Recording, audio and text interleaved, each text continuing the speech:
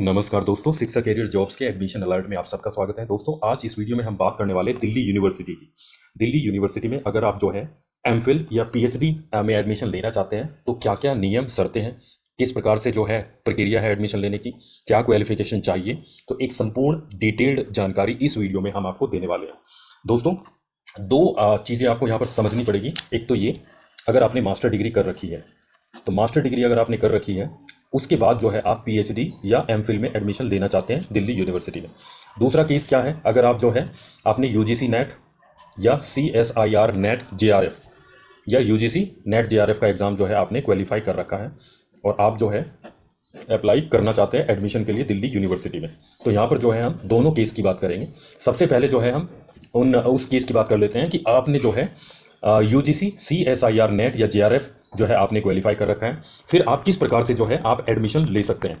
तो इसके लिए जो इन्फॉर्मेशन बुलेटिन में आपको सबसे नीचे आना पड़ेगा। अगर आपने जो है यूजीसी नेट जेआरएफ या यूजीसी सीएसआईआर नेट जेआरएफ या जो डीबीटी जेआरएफ होता है, आईसीएमआर जेआरएफ या डीएसटी इंस्पायर और equivalent national level exam fellowship जो है गेट टीचर फेलोशिप होल्डर आप हैं, तो आप जो है एंट्रेंस एग्जाम आपको देने की जरूरत नहीं है। आपका जो एडमिशन है वो आपको डायरेक्टली आप जो है इंटरव्यू में जो है आप अपीयर हो सकते हैं। आप यहाँ पर देख सकते हैं, यहाँ पर क्लियरली मेंशन है, अगर जो है आपके पास नेट यूजीसी नेट ये सब जो है आपके पास है तो आप जो है डायरेक्टली अपीयर हो सकते हैं इंटरव्यू में। आपको जो है जो एंट्रेंस टेस्ट है दिल्ली यूनिवर्सिटी का पीएचडी एमफिल के लिए वो देने की आवश्यकता नहीं है। तो ये काफ़ी क्लियर चीज़ है। एंड जो है UGC net JRF, UGC CSIR net JRF, Ayush net, DBT JRF, ICMR JRF, DST inspire और ये सभी जो आप देख रहे हैं ये डायरेक्टली जो है अपीयर होंगे इंटरव्यू में। ठीक है। सो नाउ हम जो है दूसरे केस की बात करते हैं। तो अगर आपने जो है मास्टर डिग्री कर रखी है, आपने जेआरएफ यूजीसी नेट जेआरएफ का एग्जाम क्वालिफाई आपने नहीं कर रखा है, तो फिर आपको एंट्रेंस जो है प्रवेश परीक्षा में जो है अपीयर होना पड़ेगा। और ये प्रवेश परीक्षा नेशनल टेस्टिंग एजेंसी एनटीए द्वारा ये जो प्रवेश परीक्षा है इसका आयोजन किया जाता है। तो इस प्रवेश परीक्षा में आपको अपीयर होने के लिए आपको जो है ऑनलाइन आवेदन करना होगा। आवेदन फीस आपकी 300 रुपये है। किन के लिए? जो रिजर्व जो एससी एसटी जो रिजर्व कैटेगरीज हैं, जबकि सामान्य और अन्य पिछड़ा वर्ग के लिए 750 रुपये फीस है। सो आपको सबसे पहले जो है जो दिल्ली यूनिवर्सिटी की जो वेबसाइट है उस पर जाकर जो है आपको ऑनलाइन आवेदन करना होगा। यहाँ पे महत्वपूर्ण बात यह है कि अगर आप जो है पीएचडी में एडमिशन लेना चाहते हैं या एमफिल में एडमिशन लेना चाहते हैं तो एग्जाम आपका एक ही होगा। आपको दोनों जगह टिक करना होगा, पीएचडी एंड एमफिल। ठीक है। सो नाउ अब जो है इसमें दे रखा है कि एमफिल और पीएचडी प्रोग्राम में जो एडमिशन है वो एंट्रेंस के जो है बेसिस पे होगा। आप यहाँ पर देख सकते हैं एंट्रेंस के बेसिस पे ये होगा, राइट। सो इसमें एक और चीज़ है कि आपको जो है जो आपका रिसर्च प्रपोजल है, आप एडमिशन लेना चाहते हैं एमफिल या पीएचडी में, तो जो एडमिशन के पोर्टल पर जो है आपको जो है आपको रिसर्च प्रपोजल जो है वो आपको प्रोवाइड करना होगा। सो ये जो है महत्वपूर्ण चीज़ है। अब किस किस सब्जेक्ट के लिए रिसर्च जो है प्रपोजल जो है मैंडेटरी है वो मैं आगे बताऊँगा। सो नाउ अब जो है हम जान लेते हैं कि इसमें जो है एग्जामिनेशन जो सेंटर है आपके कौन कौन से रहने वाले हैं। तो आप देख सकते हैं स्क्रीन पर कौन कौन से एग्जामिनेशन सेंटर आपके रहने वाले हैं। सो जो आपके नियर बाई है, फीस मैंने आपको बता दिया कि 300 रुपये और 750 रुपये रहने वाली है। जो एंट्रेंस टेस्ट है वो भी मैंने बता दिया, दोनों के लिए कॉमन होगा। ठीक है। तो आपको सिलेक्ट करना है, दोनों जो है एट ए टाइम आप सिलेक्ट कर सकते हैं। जो एमफिल और पीएचडी प्रोग्राम का जो सिलेबस होगा एंट्रेंस टेस्ट का, वो एमए एमकोर और एमएससी के जो है जो सिलेबस होता है जो आपने पढ़ा है मास्टर डिग्री में, वही जो है इसमें आपसे पूछा जाएगा, उसी के जो है क्वेश्चंस जो है होंगे। सो जब आप जो है एंट्रेंस टेस्ट क्वालिफाई कर लेंगे तो आपके लिए जो है इंटरव्यू जो है आपको देना होगा। एंड इसमें जो आपके रिसर्च प्रपोजल है वो भी आप प्रिंटेड कॉपी लेके आएंगे। आपका इंटरव्यू होगा और इंटरव्यू के बाद डिसाइड होगा कि आपका एडमिशन एमफिल और पीएचडी में हो पाएगा। सो जिन्होंने UGC net CSR net JRF fellowship वाली परीक्षा पास कर रखी है उनको डायरेक्टली इंटरव्यू में जो है आना पड़ेगा।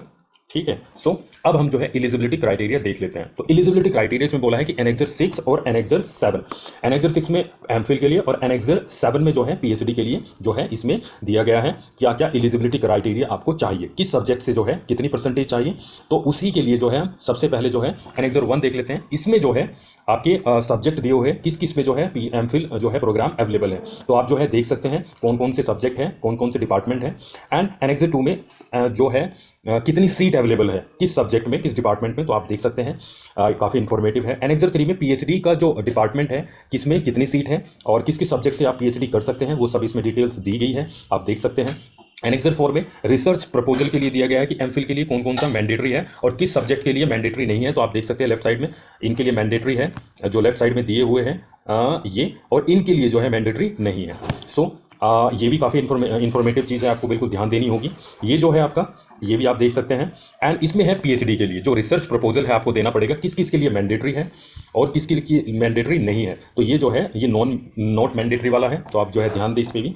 एंड नाउ हम जो है एलिजिबिलिटी देख लेते हैं एमफिल के लिए। तो अलग अलग डिपार्टमेंट के लिए जो है, जैसे आप इंग्लिश में एमफिल करना चाहते हैं तो 55% अंक होने चाहिए। एमए, आपने जो एमए है इंग्लिश से 55% अंकों के साथ आपकी होनी चाहिए रिकॉग्नाइज यूनिवर्सिटी से। इसी प्रकार से जो है अलग अलग सब्जेक्ट के, आप जैसे हिंदी से आप जो है एमफिल करना चाहते हैं तो दिल्ली विश्वविद्यालय या किसी मान्यता प्राप्त यूनिवर्सिटी से आपने एमए किया हो हिंदी से और कम से कम 55% अंकों के साथ। नाउ जो आगे है वो अलग अलग सब्जेक्ट की अलग अलग क्वालिफिकेशन दे रखी है, आप देख सकते हैं आपका कौन सा सब्जेक्ट है और उसके अनुसार जो है आप डिसाइड कर सकते हैं। जैसे हिस्ट्री से अगर आप एमफिल करना चाहते हैं तो मास्टर डिग्री 55% अंकों के साथ आपकी होनी चाहिए एमए। सो अलग अलग सब्जेक्ट का दिया हुआ है, आप देख सकते हैं। नाउ पीएचडी के लिए एलिजिबिलिटी देख लेते हैं, क्या योग्यता है। सो अगर जो है पीएचडी आप इंग्लिश में करना चाहते हैं तो एमए आपकी होनी चाहिए इंग्लिश सब्जेक्ट से 55% अंकों से रिकॉग्नाइज्ड यूनिवर्सिटी से।